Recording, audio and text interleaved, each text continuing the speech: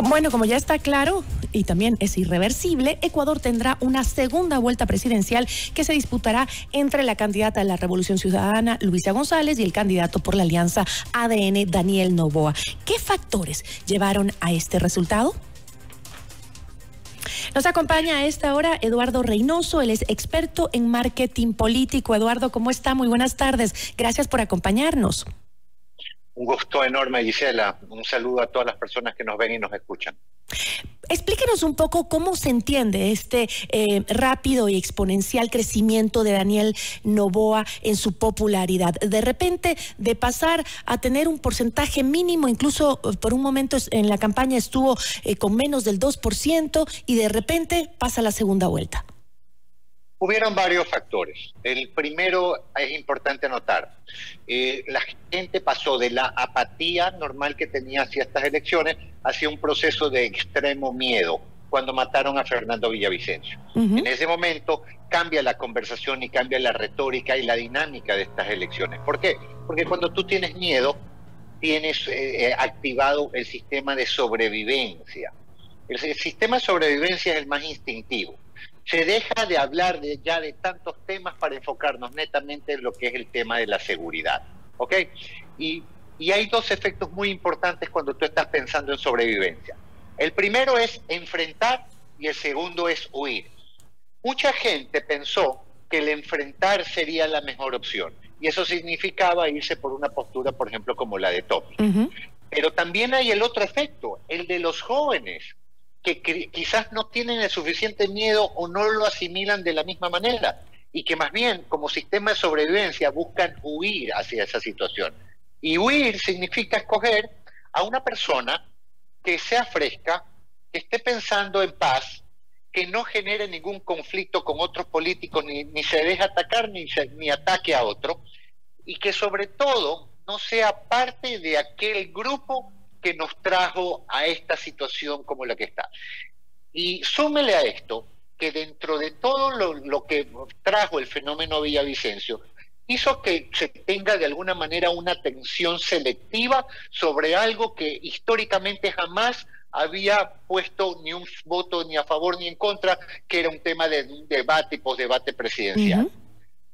Tuvo unos ratings altísimos, hubo unos récords impresionantes y la gente dijo, tengo que informarme porque me he enterado que Ecuador está más mal de lo que pensaba. Y el debate y el posdebate eran el insumo para poderte enterar tarde de lo que realmente no te había enganchado anteriormente. Pero, y Eduardo, ahí es donde Daniel de alguna manera salió bien. Pero siempre se ha dicho que los debates no modifican una votación, una intención de voto. ¿Qué sucedió esta vez? Sucedió justamente que las personas vieron que al no estar de alguna manera informadas, tenían que informarse de alguna forma. Y mire, cada vez la lectura es menor. Nosotros nos dejamos llevar prácticamente por enunciados, Gisela. Estadísticas claras, 8 de cada 10 personas nunca vieron una propuesta y fueron a votar. Del 100% de las personas, un día antes el 24% estaban indecisas y no sabían por quién votar. Y de los que ya habían decidido, el 22% decía que quizás cambie de parecer cuando tenga que poner la raya prácticamente en la papeleta electoral. No estábamos informados. La gente no estaba involucrada, no quiere saber de política, no quiere saber de partidos políticos, no quiere saber de nada. Pero lamentablemente esta muerte de Fernando Villavicencio hizo que las personas traten de rasguñar ahí un poco de información para poder ejercer el voto. ¿Y qué papel jugaron en esta elección las redes sociales, por ejemplo? Total. Miren, por justamente el tema de la delincuencia, el tema de territorio o de campo, o el tema de tierra, el de puerta a puerta, era un poco más complicado.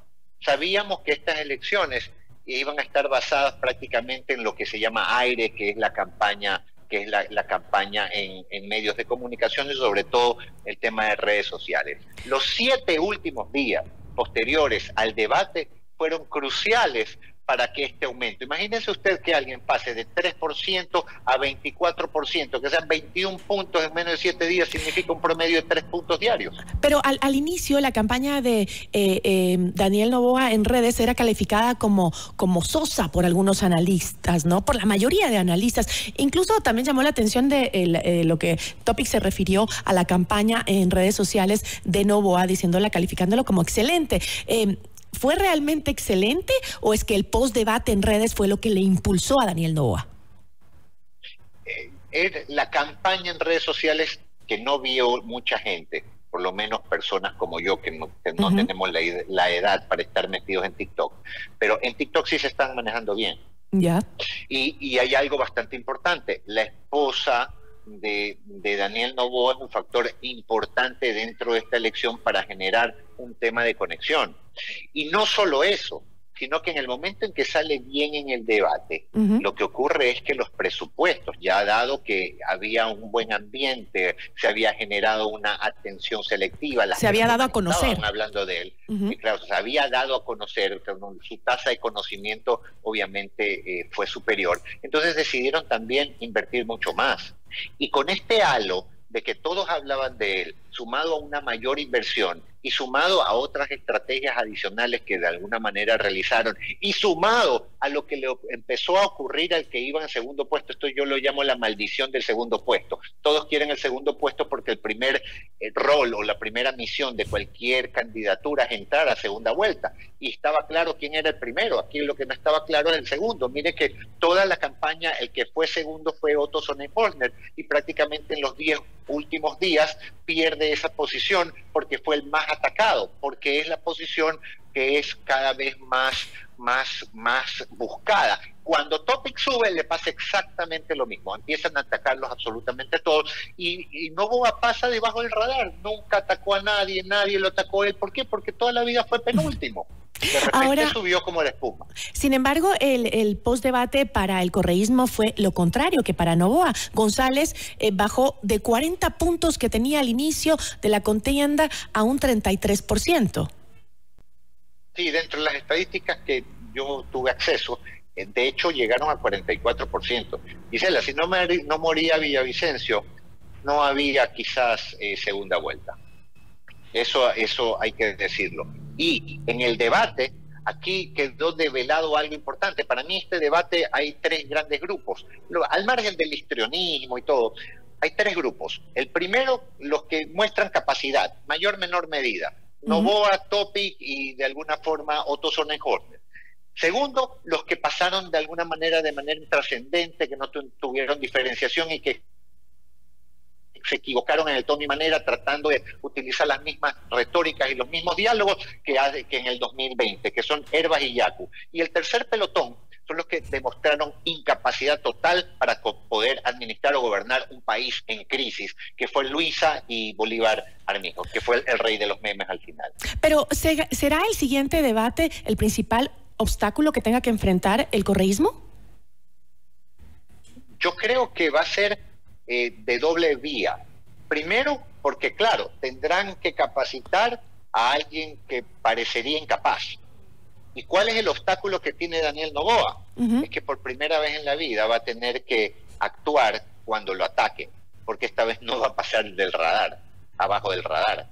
Hoy lo van a atacar, hoy le van a decir muchas cosas. Entonces, indudablemente habrá que verlo en el plano de la ofensa y defensa, ¿no? Sabiendo que lo peor que le puede ocurrir a un hombre en una segunda vuelta es enfrentar a una candidata mujer, porque los códigos de guerra cambian totalmente. Así es. Ahora, una última pregunta, nada más. Ayer le escuchaba a Alberto Dajic, que decía que si bien el correísmo tiene un voto duro, que es el 30, 25%, 30%, también tiene un techo duro, dijo. ¿Eso es cierto? Es decir, ¿le va a costar mucho pasar de la cantidad de votos que ya logró en la primera vuelta? Totalmente. Yo me atrevo inclusive yo sé que las campañas son dinámicas, para eso están, de hecho, nada está escrito.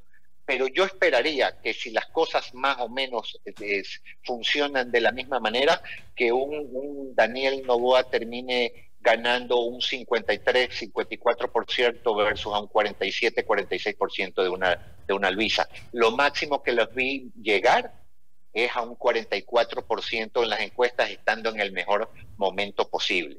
¿Okay? Entonces sí, tiene un techo, unos altos negativos que probablemente en una segunda vuelta le juegue una mala pasada. Gisela, aquí hay un fenómeno rarísimo, porque al correísmo le pasa la inversa que cualquier otro candidato en la vida. Para ellos, ganar en una primera vuelta es más fácil que ganar en una segunda vuelta. Le agradezco mucho, Eduardo, es interesante conversar con usted, espero volver a hacerlo pronto para analizar lo que se viene. Muchísimas gracias. No, todo un gusto, mis respetos y admiración siempre por usted. Muchísimas gracias. Eduardo Reynoso, experto en marketing político, muchísimas gracias. Esto es